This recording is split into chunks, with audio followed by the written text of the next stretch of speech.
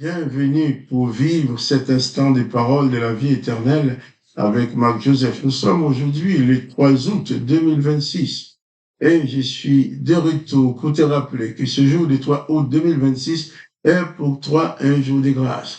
Tu dois le confesser chaque jour. Tu dois le proclamer. Et c'est pour toi, chaque jour est pour toi un jour de grâce, parce que tu détiens dans ta vie la présence du Seigneur Jésus-Christ. En Jésus-Christ, tout est grâce, tout est bonté, tout est compassion, tout est miséricorde. En Jésus-Christ, la vengeance n'existe pas. En Jésus-Christ, la grâce est la bannière que tu dois dresser devant tous ceux qui se présentent devant toi. Qu'ils soient gentils, qu'ils ne soient pas gentils, chaque jour, c'est un jour de grâce pour toi et un jour de grâce pour tous ceux qui s'approchent de toi.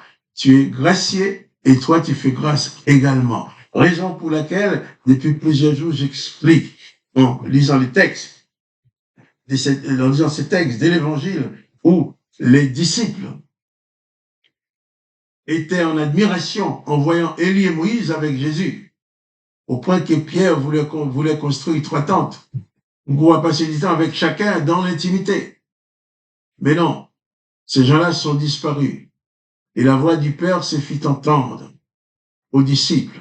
Celui-ci est mon fils élu, écoutez-le. Cette même voix s'était déjà adressée au peuple d'Israël lors du baptême de Jésus, en sautant dans l'eau, lorsque la voix se fit entendre en disant, celui-ci est mon fils bien-aimé, en qui j'ai mis toute mon affection. Il y avait beaucoup de gens qui étaient là, il y avait d'autres gens qui étaient baptisés, mais la voix n'a pas dit, ceux-ci sont mes fils, celui-ci est mon fils bien-aimé. D'ailleurs, Jésus dit qu'il est l'unique fils de son Père. Si on te parle d'un Dieu qui a des fils, tel que comme il est écrit dans Genèse, chapitre 6, les fils de l'Éternel sont venus coucher avec les filles des hommes pour donner naissance à des géants. Mais Jésus est le fils unique de son Père. Et tu peux devenir fils du Père à la suite de Jésus-Christ si par la foi tu reçois la présence de Jésus-Christ dans ton cœur comme sauveur et comme maître. Et si tu acceptes de vivre selon ses enseignements, je dis bien, vivre selon ses enseignements. Parce qu'il y a beaucoup de gens qui donnent leur vie à Jésus-Christ, mais malheureusement, ils sont trouvés piégés par la religion. Qu'il est dit, tu te donnes à Jésus-Christ, alors tu vas réciter les psaumes de David, les psaumes de malédiction, qui est en opposition à Jésus-Christ. Qui dit que tu es venu pour glorifier Dieu, tu es chrétien. Tu vas lire le psaume 136, qui glorifie l'Éternel, la miséricorde de l'Éternel pour les gens qu'il a tués. En disant, il a tué des rois puissants, car sa miséricorde durera toujours. Il a tué Sion, roi des Amoréens, sa miséricorde durera toujours. Il a tué tous les premiers nés d'Égypte, on dit, sa miséricorde durera toujours. On nous a bêtis, en nous disant que la miséricorde tue. Cette miséricorde qui tue là, Jésus-Christ te demande de l'abandonner pour ne pas avoir à tuer l'ennemi, mais pour pratiquer l'amour, le pardon, la grâce, comme Jésus lui-même l'a fait. Alors, pas de panique face aux gens qui t'insultent, aux gens qui te font du mal, aux gens qui ne t'aiment pas. Pas de panique devant eux, ne te laisse pas transformer par le méchant. Car si le méchant se présente devant toi, il te fait du mal. Tu te mets aussi à lui faire du mal. Tu deviens aussi méchant que lui. Donc, il ne faut pas que tu te laisses transformer par les méchants. Il faut que toi, par la grâce du Christ, par l'amour qui est en toi, par la capacité à aimer et à pardonner en toutes circonstances, tu amènes le méchant à se questionner. Dis, mais pourquoi lui, il est comme ça? Je me rappelle une famille qui m'avait insulté, qui m'avait traité de tous les noms, tous les mauvais propos. Alors, ils étaient en train de m'insulter. Moi, j'étais en train de les regarder en riant. Et ces gens-là ne savaient pas, comprendre pas. Ils disaient, mais ça vous fait rire. J'ai dit, oui, ça me fait rire parce que je refuse de participer à votre colère. Vous êtes en colère, vous croyez que je vais me mettre en colère avec vous? Pas du tout. Je n'ai pas de colère en moi, je ne me mettrai pas en colère. Mais ça vous fait rire. J'ai dit, oui, mais comme je vais pas me mettre en colère pour t'insulter, alors je souris, je ris. Et après, cette femme s'est arrêtée. Elle dit, oh d'accord, d'accord. Et elle me dit, d'accord, mais de toute façon, j'ai pas donné à manger à ma fille ce matin. Alors, quand j'ai entendu ça, j'ai dit, mais t'as pas donné à manger à ta fille? Vous n'avez pas donné à manger à votre fille? Oui, parce qu'il n'y a rien à la maison. Et d'accord. Vous allez avoir à manger. Je suis parti, j'ai fait les courses. Je les ai amenés à manger pour au moins 2-3 semaines. Et voilà, vous avez de la viande, vous avez des légumes, vous avez tout, même et des papiers toilettes, vous avez tout.